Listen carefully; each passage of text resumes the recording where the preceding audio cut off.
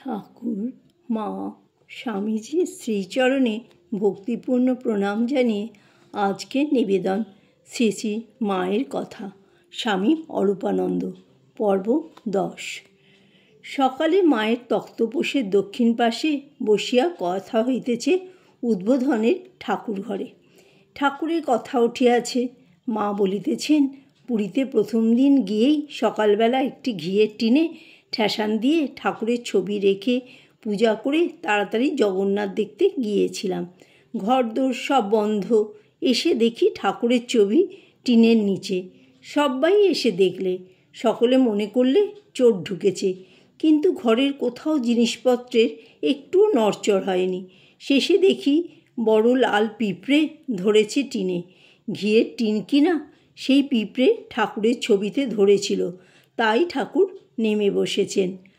আমি বললাম, ছবিতে কি ঠাকুর আছেন?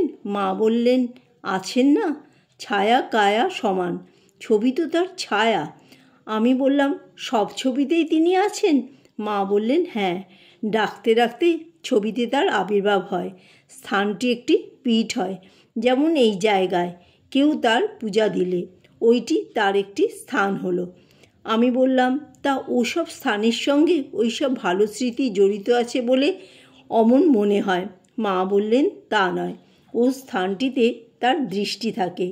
আমি বললাম, আচ্ছা, ঠাকুরকে যেসব ভোগ দাও তা কি ঠাকুর খান? মা বললেন, হ্যাঁ, খান। আমি বললাম, কই, কোনো চিহ্ন দেখি না কেন? মা বললেন, তার চোখ থেকে একটি জ্যোতি বার হয়ে সব জিনিস চুষে দেখে, তার অমৃত স্পর্শে সেটি আবার পরিপূর্ণ হয়, তাই কমে না। ভগবান বৈকুণ্ঠ থেকে নেমে আসেন যেথায় ভক্ত ডাকে। কোজাগর পূর্ণিমার দিন লক্ষ্মী বৈকুণ্ঠ থেকে পৃথিবীতে আসেন। যেখানে যেখানে তার দৃষ্টি থাকে যান, পূজা গ্রহণ করেন। আমার শাশুড়ি কামারপুকুরে দেখেছিলেন 14-15 বছরের মেয়ে, গৌরবর্ণ, কানে শঙ্খের কুণ্ডল, হাতে হীরের বালা, বকুলতলায় ঠাকুরের বাড়ির সামনে দাঁড়িয়ে তার সঙ্গে কথা কয়েছিলেন। শাশুড়ি জিজ্ঞাসা করলেন, হ্যাঁ গা, কে তুমি? লক্ষ্মী বললেন, এই আমি এইখানেই আসছি। শাশুড়ি বললেন, আমার ছেলেকে দেখেছ? পুজো করতে গেছে, রাত হয়েছে, এখনও এলো না। লক্ষ্মী বললেন, হ্যাঁ গা, সে আসছে, চাল কলা বেঁধেছে, এই যে আমিও সেইখান থেকেই তোমাদের বাড়ি আসছি। আমার শাশুড়ি বললেন, না মা, বাড়িতে কেউ নেই, এখন এসো না। এই রূপে বারবার প্রত্যাখ্যান করায়, আচ্ছা, আমার অমনি দৃষ্টি থাকবে বলে দেবী অন্তর্ধান হলেন। দেখছো না, ওদের অবস্থা কখনো তেমন ভালো হলো না, মোটা ভাত কাপড় চলে যাচ্ছে। আমার শাশুড়ি দেখেছিলেন লক্ষ্মী লাহাদের বাড়ির দিক থেকে তাদের ধানের মড়াইগুলির ওপর ঘুরে এসেছিলেন। আমার ভাসুর এসে সব শুনে বললেন, মা, তুমি বুঝতে পারোনি, স্বয়ং লক্ষ্মী এসেছিলেন, কোজাগর পূর্ণিমা কিনা আজ। তিনি গণনা জানতেন, খড়ি পেতে দেখেছিলেন। তার খাবার কি দরকার? তিনি ভক্তের সন্তোষের জন্য আসেন, খান। প্রসাদ খেলে চিত্তশুদ্ধি হয়, এমনি অন্ন খেলে চিত্ত মলিন হয়। আমি বললাম, সত্যিই কি ঠাকুর খান? মা বললেন, হ্যাঁ। আমি কি দেখি না যে ঠাকুর খেলেন কি না? ঠাকুর খেতে বসেন, খান।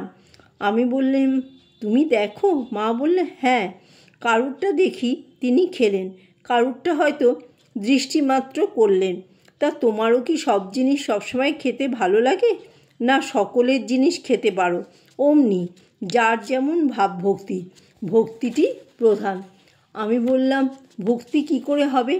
আপন ছেলেও যদি অন্যের পালন করে তো মাকে মা বলে জানে না। মা বলল, হ্যাঁ, তাই তো, তার কৃপা চাই, কৃপার পাত্র হওয়া চাই।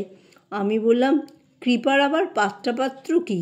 কৃপা সকলের উপর সমান। মা বললেন, নদীর কূলে বসে ডাকতে হয়, সময়ে তিনি পার করবেন। আমি বললাম, সময় তো সবই হয়, তাতে তার কৃপা কি? মা বললেন, তা মাছটি ধরতে হলে ছিপটি ফেলে বসতে হয় না? আমি বললাম, তিনি আপনার্জন হলে আবার বসে থাকা কেন?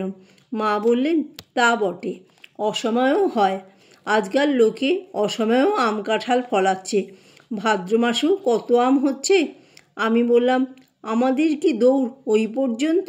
যে যা চায় তাকে তাই দিয়ে তিনি বিদায় করে দিলেন?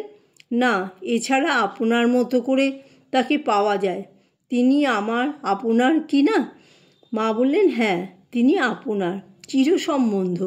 তিনি সকলের আপনার, যেমন ভাব তেমনি লাভ। আমি বললাম, ভাব তো স্বপ্নবৎ, যেমন ভাবতে ভাবতে শেষে তাই স্বপ্ন দেখছে। মা বললেন, স্বপ্ন বই কি, জগৎই স্বপ্নবৎ। এটাও একটা প্রশ্ন। আমি বললাম, না, এতটা স্বপ্ন নয়, তাহলে পলকে ভাঙত। এ যে অনেক জন্ম ধরে রয়েছে। মা বললেন, তা হোক, স্বপ্ন বই আর কিছু নয়।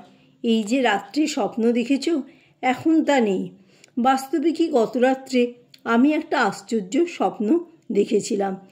চাষা স্বপ্ন দেখেছিল রাজা হয়েছে, 8 ছেলের বাপ হয়েছে। স্বপ্ন ভেঙে গেলে বলেছিল, সেই 8 ছেলের জন্য কাঁদবো না এই এক ছেলের জন্য কাঁদবো। এইরূপ তর্কের পর শেষে বলিলাম, মা, ওসব যা বলি ওর জন্য আমি মাথা ঘামাই না। আমি জানতে চাই আমার কেউ আপনার আছে কি না। মা বললেন, আছে বই কি, নিশ্চয়ই আছে। আমি বললাম, ঠিক? মা বললেন, হ্যাঁ। আমি বললাম, আপনার জন হলে তার দেখা পেতে ডাকতে হবে কেন? আপনার জন যে, সে না ডাকলেও দেখা দেয়। বাপ মা যেমন করেন তিনি কি তেমন করছেন? মা বললেন, করছেন বই কি বাছা, তিনি বাপ মা হয়েছেন, তিনি বাপ মা রূপে পালন করছেন, তিনিই দেখছেন। নইলে কোথা ছিলে, কোথা এলে? তারা প্রতিপালন করলে, শেষে দেখলে এ আমাদের নয়, যেমন কাকের বাসায় কোকিল পালে না। আমি বললাম, ঠিক ঠিক, আপনার জন পাবো কি না? মা বললেন, পাবে, পাবে, তুমি সব পাবে, যা ভাবো সব পাবে। স্বামীজি পেয়েছিলেন না, স্বামীজি যেমন পেয়েছিলেন তেমন পাবে। আমি বললাম, মা, যাতে আমার ভয় সংকোচ না থাকে। মা বললেন, না, সংকোচ কি, আমি তো রুই গেঁথেছি। আমি বললাম, বেশ তো, আমরা খাবো। মা বললেন, হ্যাঁ, তাই তো, একজনে ছাঁচ করলে তা থেকে অনেক গড়ন হয়। আমি বললাম, তুমি করলেই আমাদের হবে, তুমি আর ছাড়িয়ে যেতে পারছো না। মা বললেন, হ্যাঁ বাবা, আমি করলেই তোমাদের হবে। জয় মা সারদা।